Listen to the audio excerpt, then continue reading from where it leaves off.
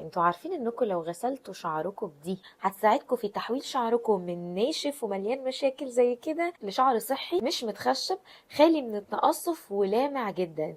وده خصوصا للناس اللي بتضطر تغسل شعرها كل يوم او بيلعبوا رياضة. الصابون المغربي بجميع انواعه خصوصا اللي بزيت الزيتون صحي جدا للشعر، بيقوي بصيلات الشعر وبينظف الشعر وبيرمم الشعر التالف، بيعيد للشعر لمعته. وغسل الشعر بيه يعتبر بمثابة ماسك صحي للشعر. تم إثبات بالتجربة حتى الآن إن هو بينعم الشعر، بيعالج تخشب الشعر بسبب البروتين. الصابون المغربي بينظف الشعر، بينزل رواسب الشعر، وبكده اقدر اغسل شعري بشكل متكرر بامان. الكمية دي تكفي جدا، وبفركها في ايدي وبعمل رغاوي كافية ببدأ افرك بيها فروة الراس. في منها انواع كتير في السوق اقتصادية، وفي منها انواع في امتنان وفي اماكن كتير